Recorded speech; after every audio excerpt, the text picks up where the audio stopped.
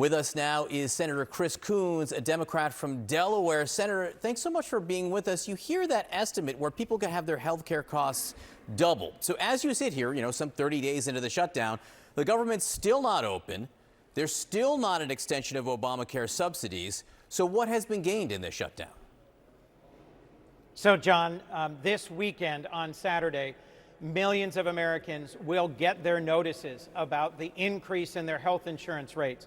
When the tax credits that make the Affordable Care Act affordable expire for millions, they're going to be paying double for health insurance. I've already gotten calls from some folks who I know in other states. In my home state of Delaware, those notices go out in the next couple of days.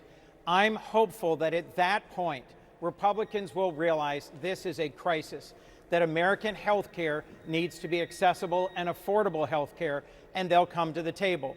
Privately and recently publicly, some Republicans are saying they don't want to see health insurance costs double for millions of Americans. And frankly, John, this will impact every American. If we have millions more people getting their health care through the emergency room, the wait times, which are already too long in the ERs in my state, will increase, and everyone's health insurance rates will go up as the number of people covered and getting preventive care goes down. Donald Trump ran on lowering our costs and making America healthy again. He's doing neither. But again, as we're 28 plus days into the shutdown, what has that done right now to extend these Obamacare premiums?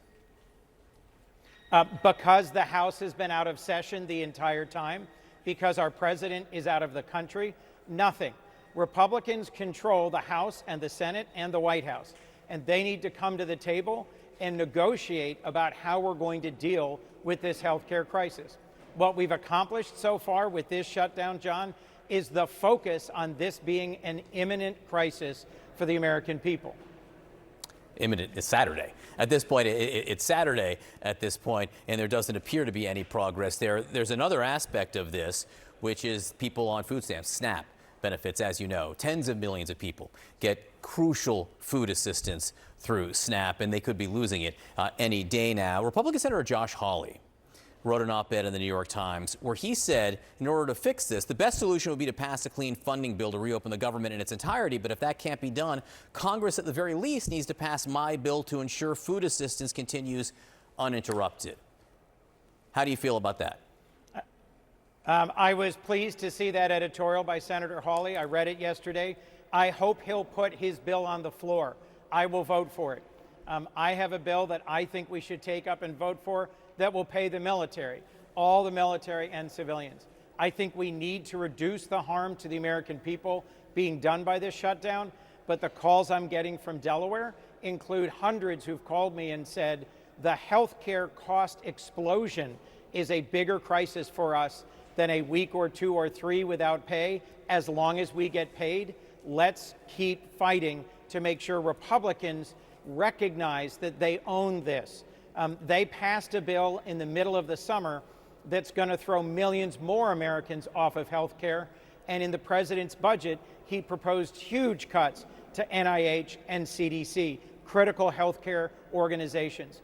Now, Republicans have worked with Democrats in the Senate to pass an appropriations bill that rejects those health care cuts to NIH and CDC. And there are a dozen Republicans in the House that have written a public letter saying they want to extend the Affordable Care Act tax credits that make it affordable. So there is some room here. But without President Trump engaging, without the House of Representatives even in session, we're not going to make progress, John. Senator, on a different subject, I don't know if you heard, but it seems like President Trump thinks he can't run for election again. Listen to this. I have the best numbers for any president in many years, any president. And I would say that if you read it, it's pretty clear I'm not allowed to run. It's too bad. If you read it, it's pretty clear I'm not allowed to run. It is pretty clear. So case closed? It's very clear. Is this the type of thing that people can just put to bed and not talk about anymore now? Well, one of the challenges with our president is he tends to say, we'll have to see. It might be, it might not be. Many people say, the reality is the Constitution is clear. through an amendment to the Constitution adopted in the last century, you cannot serve a third term as president. In the meantime, President Trump did that interview while he's flying to a meeting in Korea, where he now is, soon with Xi Jinping. And I am alarmed by reports in that press conference from President Trump that he is considering allowing Nvidia to sell China their most advanced chip.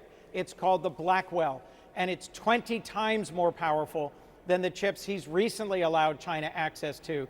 John, the defining fight of the 21st century will be who controls artificial intelligence, whether it's written and controlled and played out on the guidelines of the Chinese Communist Party, which will use it to attack our systems through cyber attacks, our military to challenge our economic role and our system, or whether artificial intelligence reinforces free and open societies.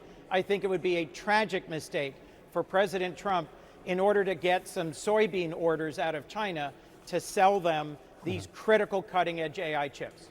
Right now, there are no soybean orders out of China right now. All of this on the table for what could be crucial meetings. We'll wait and see what comes of them, because there are many, many questions surrounding it. Senator Chris Coons from Delaware, great to see you this morning. Thanks so much. Kate?